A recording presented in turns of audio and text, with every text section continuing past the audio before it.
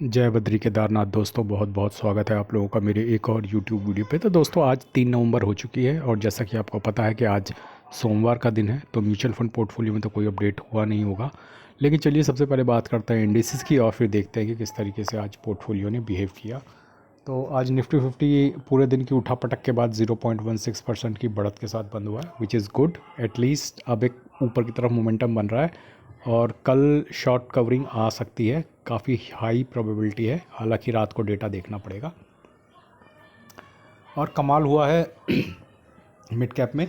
Mid cap 50 0.76% up है, mid cap 100 0.77% up है और मिड कैप 150 0.77% अप है। तो मिड कैप ने बड़ी ज़बरदस्त स्ट्रेंथ दिखाई है, 0.7% के ऊपर क्लोज हुए हैं। वही मिड स्मॉल कैप 100 जो है 0.72% क्लोज है, स्मॉल कैप 50 1.01% क्लोज है और स्मॉल कैप 250 0.70% क्लोज है। यानी कि ये भी 0.75 0.78 के आसपास ऊपर है।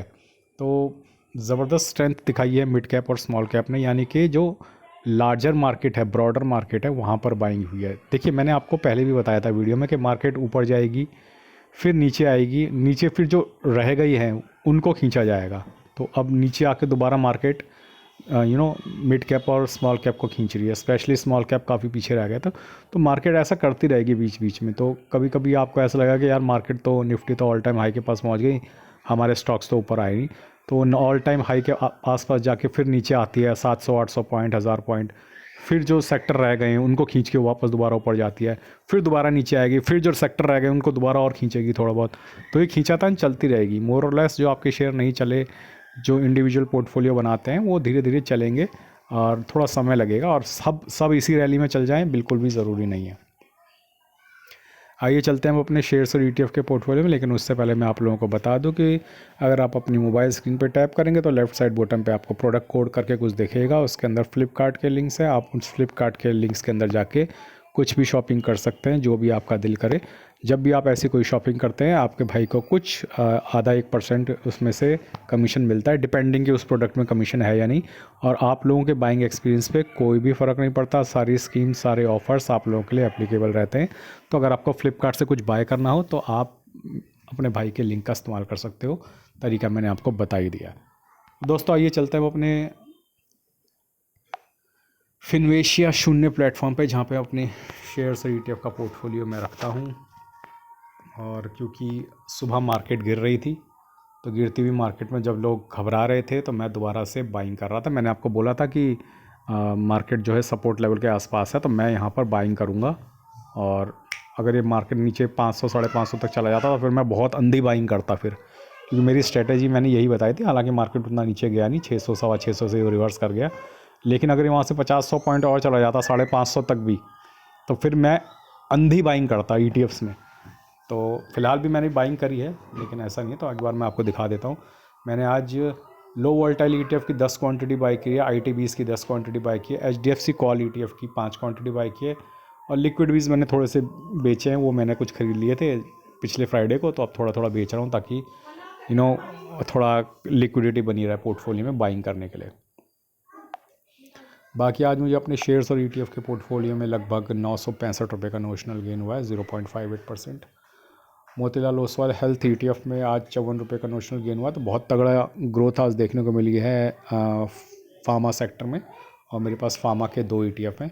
निफ्टी क्वालिटी ईटीएफ जो है 14 रुपये का लॉस दिखा है, शरिया बीज ने 8 रुपये का गेन दिया है, आल्प L30i ईटीएफ ने 15 रुपये का गेन दिया है, फार्मा बीज ने 76 रुपये का गेन दिया है, एयरकॉन ने 11 रुपये का लॉस, एचडीएफसी कॉल ईटीएफ ने 22 रुपये का गेन, डिवॉप बीज ने 16 रुपये का गेन, सेंसक ईटीएफ ने 4 रुपये का गेन, एफएमसीजी ईटीएफ ने 8 रुपये का गेन, टॉप 10 एड ईटीएफ ने 16 रुपये का गेन, आईटीबीज ने 35 रुपये का लॉस, जीनस पावर ने 106 का gain, Tata motor passenger vehicle ने 672 रुपये का गेन दिया। तो टाटा मोटर का शेयर तेज़ी से ऊपर की तरफ चल रहा है और लेट्स सी कि किस लेवल पे मुझे बेचना है, अभी तो मुझे समझ में भी नहीं आ रहा है।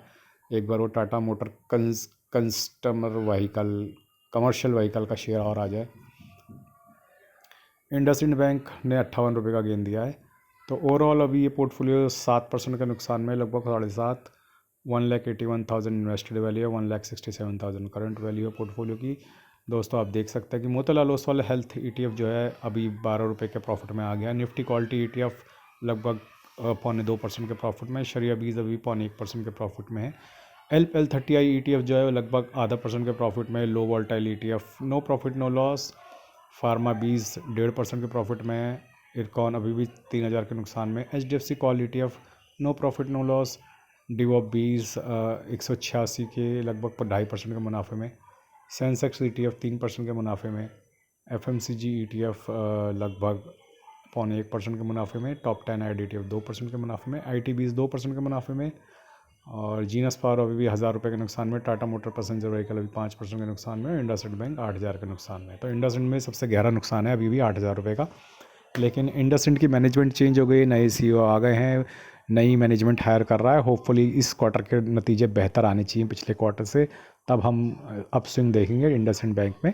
बैंक अभी भी अच्छा है, अभी भी निफ्टी 20 जूनियर निफ्टीज़ का पार्ट है वो, तो ऐसा कोई ख़राबी नहीं आई इंडसइंड बैंक पे। और काफ़ी सारी इसकी branch all over the India अभी भी हैं।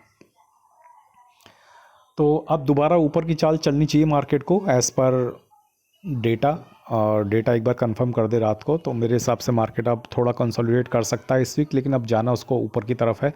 और अब इस बार मुझे लगता है कि मेरे कुछ ETF दोबारा हिट करेंगे, अपना 5% का टारगेट, और waiting for that upswing now. बाकी अब चलते हैं अपने इंड मनी ऐप के म्यूचुअल फंड पोर्टफोलियो में। तो देखिए पोर्टफोलियो वैल्यू में तो कोई अंतर नहीं आया, वो 8,50,000 है अभी भी, और जो 7,95,000 की इन्वेस्टमेंट है, क्योंकि ये वही है जो फ्राइडे को चेंज हुआ था, सैटरडे को संडे को मैंने आपको बता दिया था। बाकी मैं आपको दिखा सकता हूँ कि मेरी 42,000 की SIP लगी हुई है। तो SIP जो एडिशनल SIP थी वो बंद हो गई है। तो जिन लोगों ने कल का वीडियो नहीं देखा उनकी जानकारी के लिए बता दूँ कि मेरी एडिशनल SIP अब बंद हो चुकी है। अब मैं 42,000 पर मंथ की SIP आ गया हूँ। और काफ़ी लोगों के पेट में काफ़ी दर्द होता रहता था, मुझसे पूछते रहते थे भैया आप कौन सी नौकरी करते हो कि 85,000 की SIP चला रहे हो। तो अब वो सवाल आने बंद हो जाएंगे, क्योंकि अब मैं नॉर्मल SIPs में आ गया हूँ। अब मैं थोड़ा पैसा बचाऊंगा भी भविष्य में आने वाले फॉल के लिए। लेकिन आज मेरी कौन कौन सी SIP कटी हैं एक बार आपको दिखा देता हूँ।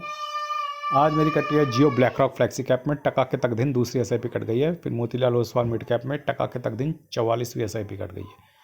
तो अब चलते हैं अपने ग्रो ऐप के म्यूचुअल फंड पोर्टफोलियो में। वहाँ तो कोई भी चेंज नहीं हुआ है, आपको पता ही है। वही है, 91,000 का प्रॉफिट है, यहाँ पे दिखाने के लिए कुछ है नहीं। और बाकी 41 पॉइंट का आज गेन हुआ है। तो दिखाने के लिए थोड़ा सा इधर है कि मैं इसमें अपना इंडियन पोर्टफोलियो दिखा सकता हूँ जो मेरा ग्रो ऐप में पड़ा हुआ है शेयर्स का। तो यहाँ पे ये पिटे हुए शेयर्स हैं जो बैंकक्रप्ट हो चुके हैं, गुजरात एनआरई को। रिलायंस पावर में ये मेरी 1,100 रुपये पड़े हैं। टाटा मोटर्स में इधर 40,000 रुपये पड़े हैं अभी भी। और यूनिटेक में 2,000 रुपये इधर भी पड़े हुए हैं। तो ये तो थी स्थिति दोस्तों मेरे शेयर्स और ETF के पोर्टफोलियोज़ की। उम्मीद करता हूँ आपको ये वीडियो पसंद आया होगा। आज के लिए बस इतना ही। धन्यवाद, गुड बाय, जय बद्री केदार।